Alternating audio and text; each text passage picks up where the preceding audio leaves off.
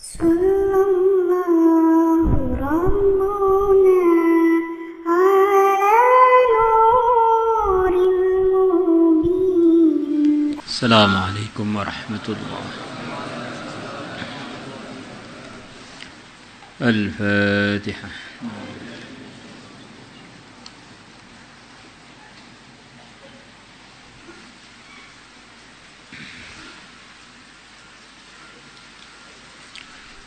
Nahmaduhu wa nusalli wa nusallimu ala rasulihil karim, amma ba'd. Manusia dan jin, para hadirin, teman-teman semua, itu yang paling tinggi derajatnya adalah para anbiya.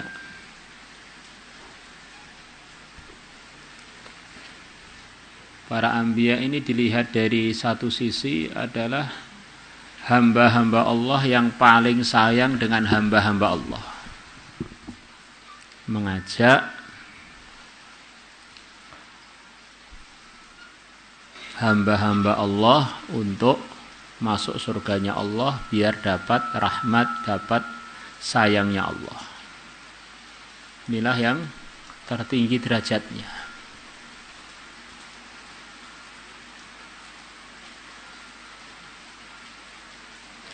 Lah itu ada cerita Nabi Nuh mendoakan kaumnya hancur, itu bagaimana? Itu kan namanya enggak sayang pada kaumnya. Nabi Nuh mendoakan kaumnya hancur itu selepas Allah berfirman kepada beliau bahwa kaumnya sudah tidak akan ada jatah hidayah baru. Maka berarti kaumnya yang sekarang belum beriman ini memang musuh-musuh Allah.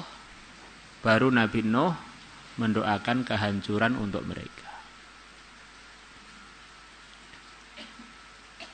Wa uhiya ila Nuhin annahu lan yu'mina min qaumika illa man qad aman.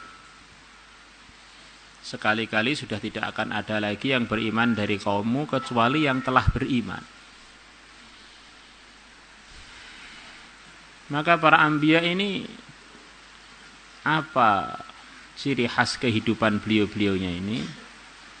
Ciri khasnya adalah 24 jam sempurna penghambaannya kepada Allah. Ini sempurna 24 jam tunduknya kepada Allah. Semua programnya ya apa yang diridhai Allah itulah yang beliau-beliau kerjakan. Maka di antara para anbiya itu ada yang tertinggi derajatnya, yaitu pimpinan kita, kekasih kita, panutan kita, imam kita yang mulia Nabi besar Muhammad sallallahu alaihi wasallam. Apa gelar beliau yang Allah berikan kepada beliau? Di antaranya adalah gelar sebagai hambanya Allah. Subhanalladzi asra bi 'abdihi laila. Maha suci Allah, asra yang telah menjalankan waktu malam bi 'abdihi dengan membawa seorang hambanya. Maksudnya yang mulia Nabi besar Muhammad SAW. Lailan pada waktu malam minal masjidil harami ilal masjidil aqsa. Maka kita ini ngaji itu diantara maksudnya adalah bagaimana usaha lagi biar kita ini penghambaannya kepada Allah, tunduknya kepada Allah, prakteknya pada penghambaan dalam kehidupan kita ini tambah sempurna. Hamba itu bagaimana sih?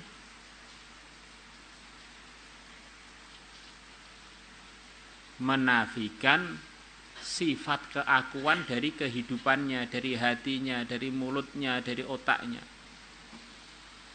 Saya ini enggak punya apa-apa, yang punya itu hanya Allah, maka apa yang disukai Allah, yang diperintah Allah itulah yang saya praktekkan, wong saya ini hanya hamba. Jadi orang bisa benar itu karena keyakinan sebagai hamba itu kuat. Orang bisa nggak benar itu karena keyakinan mengenai penghambaan itu lemah atau bahkan nggak punya. Akhirnya hidupnya seenaknya sendiri. Badan-badan saya sendiri, waktu-waktu saya sendiri, uang-uang saya sendiri, seenak saya sendiri.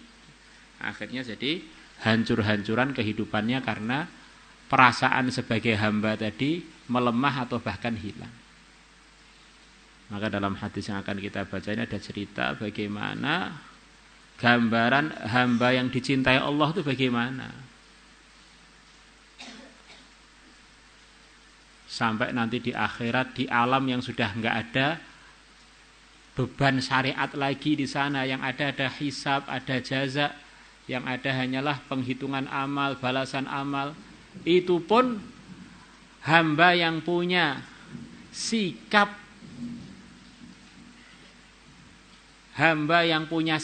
memaafkan, itu pun akan diberi anugerah khusus oleh Allah, padahal memaafkannya di akhirat sana, bukan di dunia ini. Tapi kita harus ingat, orang di akhirat itu ya terusannya orang di dunia ini.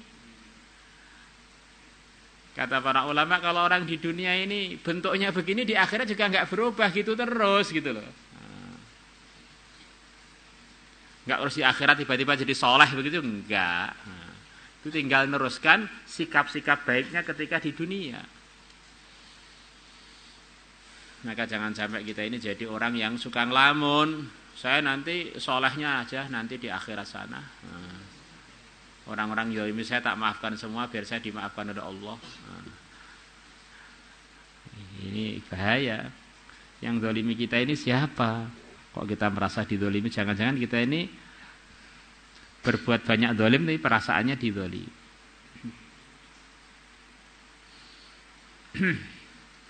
Wa anhu, dan diriwayatkan dari Sayyidina Anas. Qal, beliau mengatakan, baina Rasulullah SAW jalisun. Di waktu Rasulullah SAW sedang duduk. Idh ra'ainahu, tiba-tiba kita melihat beliau dhahika, beliau tertawa. Hatta badat thanayahu, sehingga gigi-gigi beliau bagian depan tampak.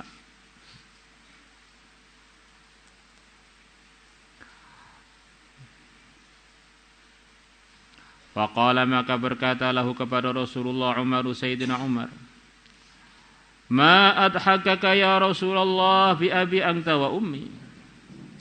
Perkara apakah yang perkara itu menyebabkan engkau tertawa, hai Rasulullah? Bi abi anta, dengan bapakku, anta engkau akan saya tebus, wa ummi, dan dengan ibuku juga engkau akan saya tebus. Ini ungkapan dalam bahasa Arab untuk penghormatan yang sehormat-hormatnya. Saya ini demi Tuhan siap korban apapun, walaupun itu perlu mengorbankan ayah dan ibu saya. Qal, Nabi bersabda, yang menyebabkan saya tertawa adalah rajulani, ada dua orang laki-laki, min ummati, dari umatku. Jadi Allah tampakkan kepada beliau sebagian kejadian yang akan terjadi nanti di akhirat. Ada dua orang dari umatku. Jasaya, keduanya duduk. Baina yati rajulin izzah, di depannya Tuhan yang Maha Agung. Faqala, maka berkata ahaduhuma, salah satu dari dua orang tadi, ya Rabbi, wahai Tuhanku, khudli madlamati min akhi, ambilkanlah untuk aku madlamati, kezaliman yang terjadi pada aku, min akhi, dari saudaraku.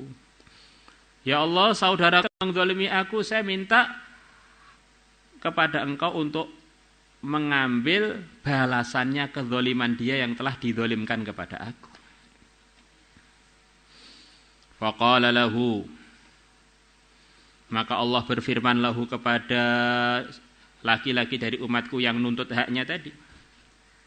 Kaifa tasna'u bi akhika. Ini bahasanya begitu, itu sama-sama muslim oleh Allah difirmankan bi akhika. Bagaimana apa yang akan kamu buat bi akhika, dengan saudara laki-lakimu. Walam yabqa min hasanati syai'un, dan tidak tersisa dari kebaikan-kebaikan syai'un, sedikit pun, sesuatu apapun yang ada. Sedikit pun sudah enggak tersisa. Kebaikan-kebaikan saudara kamu mau kamu tuntut apa lagi ini? Oh, laki-laki yang menuntut itu mengatakan, ya Rabbi, wahai Tuhanku,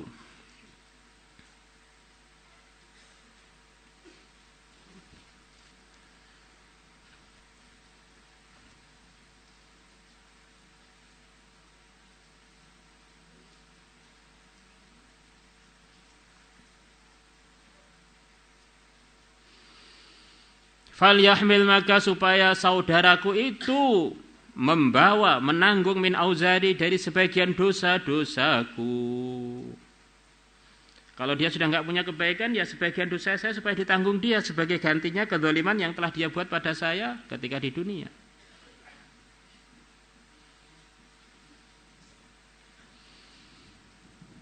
Wafadha, dan berlinangan air mata.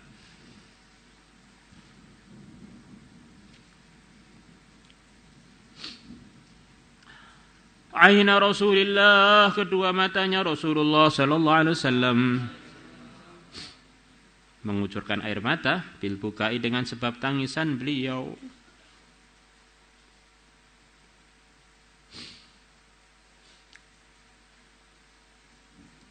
Tsumma qala, kemudian Nabi bersabda, inna dzalika, sesungguhnya hari itu, hari tuntut-tuntutan itu,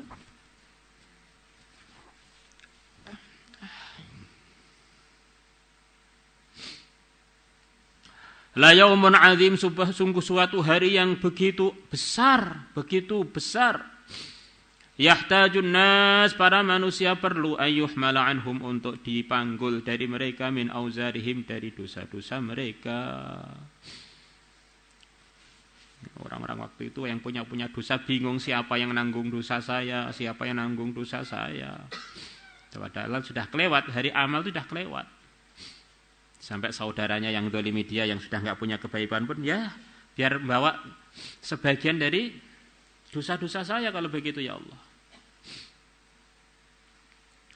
Faqala, maka berfirman Allah Ta'ala maha tinggi Allah. Faqala, maka berfirman Allah li-tali, kepada si penuntut.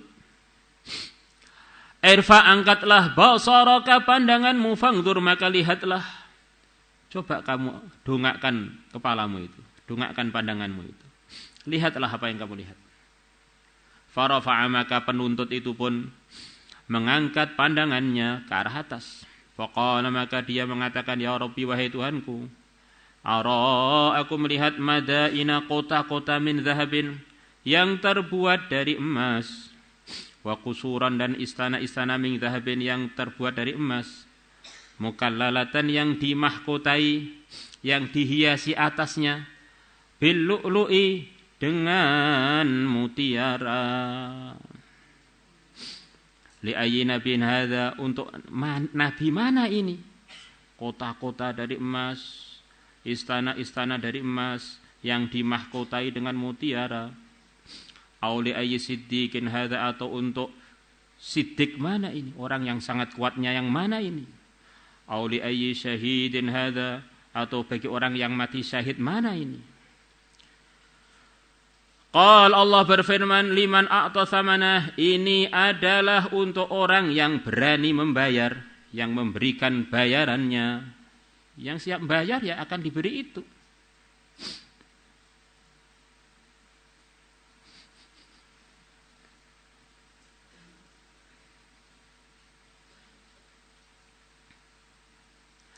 Qala, laki-laki yang menuntut itu mengatakan, ya Rabbi, wahai Tuhanku, wa man yamliku dzalika, siapa yang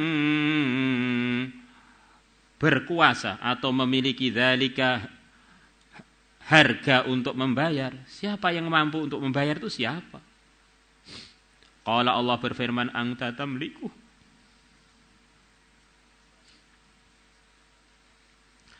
engkau punya kemampuan untuk membayar itu. Qala, si penuntut mengatakan, bimada, dengan apa aku bayar?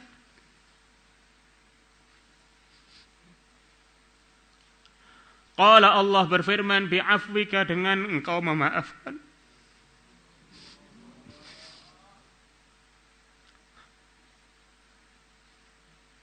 an akhika pada saudaramu yang kamu tuntut itu.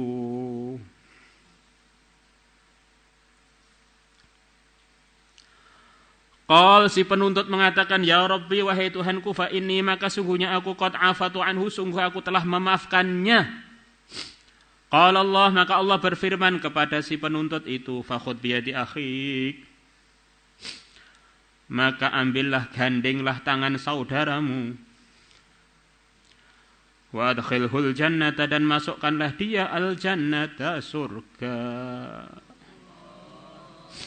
Ini jangan masuk surga sendiri, saudara kamu itu kamu ajak sekalian, bawa ke surga sekalian. Ini akhirnya yang memaafkan dimaafkan oleh Allah, diberi surga yang telah diceritakan tadi. Bukan itu saja, dimuliakan, saudara yang dimaafkan pun suruh membawa ke surga sekalian. Inilah orang-orang yang dicintai Allah, jadi asbab orang itu masuk surga. Jadi asbab orang itu dapat sayangnya Allah. Itulah yang seharusnya kita usahakan siang malam. Ini bagaimana orang itu jadi asbab. Orang-orang yang zahirnya itu mau celaka, zahirnya itu mau masuk neraka, dengan sebab kita, mereka dapat sayangnya Allah, tobat, masuk surga, dan sebagainya. Jangan sampai sebaliknya. Orang-orang Islam yang aslinya baik-baik, dengan sebab kita, dengan sebab akhlak kita, akhirnya jadi rusak semua. Hebatnya para nabi itu adalah mengajak ahli-ahli neraka untuk jadi ahli surga. Itulah hebatnya para nabi. Karena kadang-kadang orang itu karena salah mikir itu perasaannya orang yang hebat itu yang ngualati. Orang nggak adab sedikit langsung kepleset, nggak adab sedikit langsung jungkir balik jadi jambu monyet. Nah, kan begitu itu adalah kriterianya orang yang tidak benar. Itu kriteria yang ketularan iblis itu. Nah, apa bedanya kita dengan iblis kalau pengennya mencelakakan sama-sama hamba Allah? Maka Syekh Abdul Qadir Al-Jailani rahimahullah, beliau mengatakan, saya ini pengen orang yang pernah nginjak tempat saya, walaupun sekali injakan, walaupun nggak pernah belajar pada saya, dia ini jadi teman saya di surga.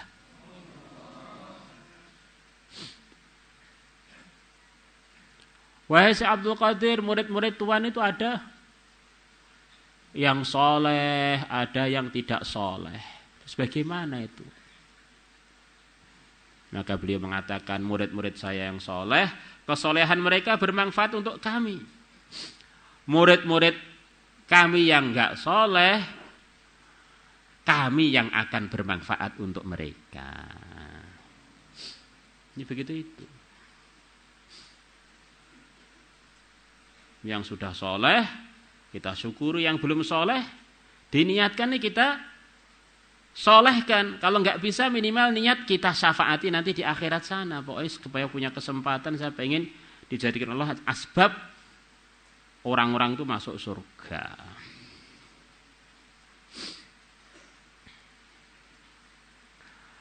Faqala, maka bersabda Rasulullah sallallahu alaihi wasallam, inda dzalika, ketika itu, ketika orang tuntut-tuntutan sampai akhirnya tega, saudaranya suruh bawa dosanya, bawa resiko kezaliman dia. Ittaqullah, takutlah kalian kepada Allah. Ini solusinya biar kita selamat dari malapetaka hari kiamat, apa? Takwa. Inda dzalika taqullah wa aslihu, dan damaikanlah dzata bainikum, pertengkaran yang terjadi antar kalian. Bagaimana kita ini selalu arahnya itu menyatukan. Fa innallaha, maka sesungguhnya Allah sendiri mencontohkan dalam gambaran yang barusan kita baca tadi, bahwa di antara yang disukai Allah itu yusrihu, Allah mendamaikan bainal muslimina, antara orang-orang Islam. Rawahu al-Hakim an Abbad bin Syaibah al-Habati an Sa'id bin Anas radhiyallahu anhu wa qala sahihul isnad. Maulaya salli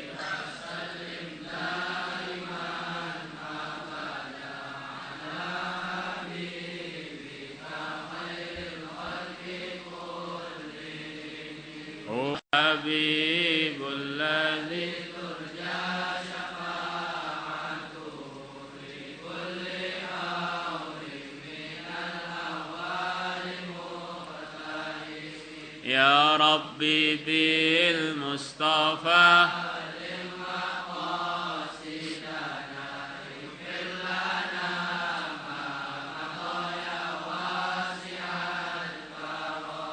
يا أرحم الراحمين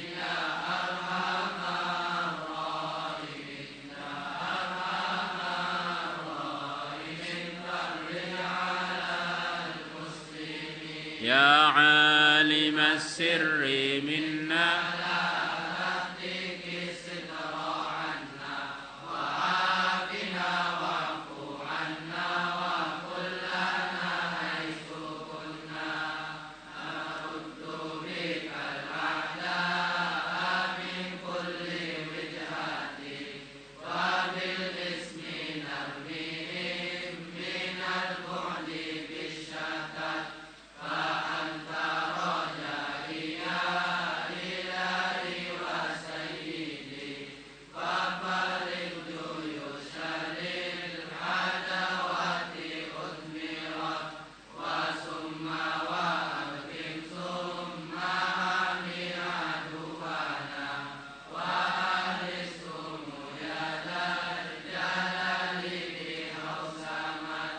لي خمسة أطفي بها